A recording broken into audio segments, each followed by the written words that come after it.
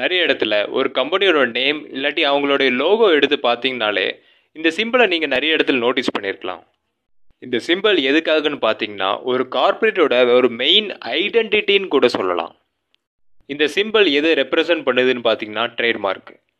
ட்ரேட்மார்க்னா என்ன, அது பிஸ்னஸ் பண்ணுறவங்களுக்கு எப்படி யூஸ் ஆகும், அதை பற்றி தான் இந்த வீடியோவில் நம்ம பார்க்க போகிறோம். வாங்க guys பார்க்கலாம். உங்களோட பிஸ்னஸ் பற்றின இன்ஃபர்மேஷன் தெரிஞ்சுக்கணும் விரும்புனீங்கன்னா Dany டிசைன்ஸை விசிட் பண்ணி பாருங்க.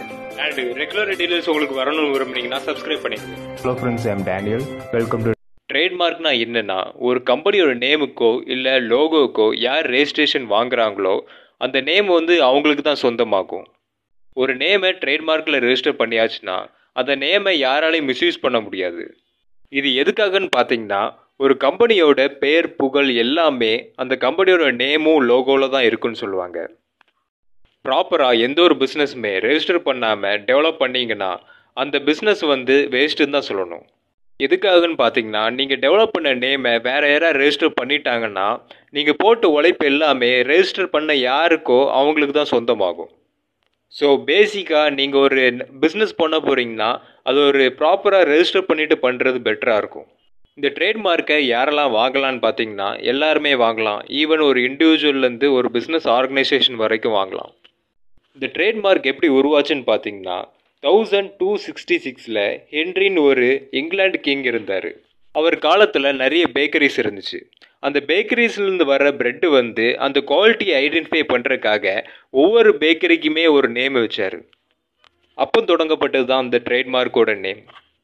அப்புறமா ஒரு 19th செஞ்சுரியில் தான் யூகேல ப்ராப்பராக இதுக்குன்னு ஒரு ரெஜிஸ்ட்ரேஷன் பண்ணப்பட்டு கவர்மெண்ட் மூலமாக இம்ப்ளிமெண்ட் பண்ணாங்க. அங்கே ஆரம்பிக்கப்பட்ட இந்த ட்ரேட்மார்க் ரெஜிஸ்ட்ரேஷன் வந்து இந்த உலகம் ஃபுல்லாகவே பரவுச்சு. கொக்கோ கோலாலேருந்து யூனிலிவர் வரைக்கும் எந்த ஒரு நீங்கள் பெரிய கம்பெனி எடுத்துக்கிட்டாலுமே எல்லாருமே ரெஜிஸ்ட்ரேஷன் பண்ணி வச்சுருப்பாங்க. இந்த ட்ரேட்மார்க்கோட ப்ராசஸ் வந்து எப்படி டிஃபைன் பண்ணியிருக்காங்கன்னு பார்த்தீங்கன்னா டிஎம், எஸ்எம் அண்ட் ஆர்ன்னு வச்சுருக்காங்க. டிஎம்னா என்னன்னு பார்த்தீங்கன்னா அன்ரெஜிஸ்டர்ட் ட்ரேட்மார்க்னு அர்த்தம்.